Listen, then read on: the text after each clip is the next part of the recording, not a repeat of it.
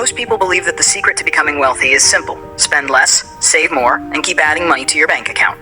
It sounds responsible and it certainly feels safe. But if saving alone really created wealth, then millions of people who have been saving for decades would already be financially free. Instead, many reach retirement with money in the bank, but still worry about whether it will last. So here's the hidden truth. Saving is one of the most important financial habits you can build. But it was never designed to make you rich. In fact, if saving is your only strategy, time may actually be working against you. Saving and investing are often treated as if they're the same thing, but they solve two completely different problems. Saving is designed to protect your money and give you immediate access when life becomes unpredictable. Investing is designed to increase the purchasing power of your money over long periods by putting it into productive assets that generate value. The problem is that most people master the first skill, but never fully understand the second. They spend years focusing on protecting their money without asking a far more important question. Is my money creating more value than the economy is taking away from it? Once you understand the answer, you'll never look at your savings account the same way again. The hidden cost of playing it safe. The biggest danger of saving too much isn't that you'll lose money overnight. It's that you'll slowly lose purchasing power without even noticing it. This happens because of inflation, the gradual increase in the prices of goods and services over time. Imagine leaving a block of ice on the kitchen counter. Every minute it looks almost identical, yet it keeps melting. Inflation works in exactly the same way. Your bank balance may stay the same or even increase slightly, but the amount of goods and services that money can buy quietly shrinks year after year. That's why something as ordinary as groceries, rent, healthcare, or a cup of coffee costs far more today than it did 20 years ago. The numbers in your account didn't necessarily fail. You simply lost the race against rising prices.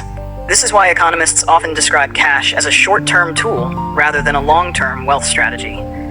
Cash provides liquidity, flexibility, and security during emergencies, but it is not designed to consistently outpace inflation over decades. The hidden lesson isn't that cash is bad, it's that every financial tool has a specific job, and expecting savings alone to build wealth is like expecting a parked car to win a race. Why wealthy people focus on ownership instead of accumulation? One of the biggest mindset shifts in finance happens when you stop asking, how much money do I have? And start asking, what does my money own? Wealth is rarely created by storing currency. It is created by owning assets that produce value. When you buy shares of successful companies through diversified investments, you are no longer relying only on your salary. You become a partial owner of businesses that sell products, develop technology, expand into new markets, and generate profits every single day. Think about companies like Apple, Microsoft, Costco, or Amazon. Millions of customers voluntarily spend money with these businesses every day because they provide products and services people value. As these companies grow their revenues, innovate, and expand globally, long-term shareholders participate in that growth. This is why legendary investors like Warren Buffett repeatedly describe stocks not as pieces of paper, but as ownership in real businesses. The wealthy understand that income pays the bills, but ownership builds lasting wealth because productive assets continue working long after you've finished your workday. Compounding. The force that makes time your greatest financial asset. Perhaps the most misunderstood concept in personal finance is compounding, because it feels slow in the beginning and powerful only after many years. Imagine planting a tiny tree. During the first few years, growth appears almost invisible, making it tempting to believe nothing is happening. But beneath the surface, the roots are expanding, strengthening, and preparing for decades of future growth. Investing works the same way. Early returns begin generating additional returns, and eventually those returns start producing returns of their own. Over long periods, growth becomes less dependent on how much new money you contribute, and increasingly dependent on how long your existing money has been compounding. This also reveals the true meaning of opportunity cost. Every dollar has multiple possible futures. A dollar spent disappears once. A dollar left idle loses purchasing power gradually. But a dollar invested in productive assets has the potential to generate returns that create even more returns over time. The greatest loss isn't always the money you spend. It's the future wealth your money never had the opportunity to create.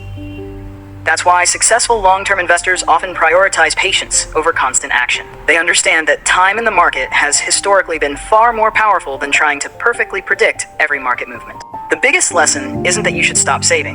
It's that you should understand the purpose of saving. Savings provide security, emergency protection, and financial flexibility, but they are only the foundation of a wealth-building system, not the system itself. Long-term wealth is built by combining disciplined saving with ownership of productive assets that have the potential to grow faster than inflation over time. Once you recognize the difference between protecting money and growing money, you stop treating your savings account as the finish line and start seeing it as the starting point. Remember this simple idea because it may completely change the way you think about money for the rest of your life. Saving protects today's purchasing power, but investing gives your money the opportunity to create tomorrow's wealth.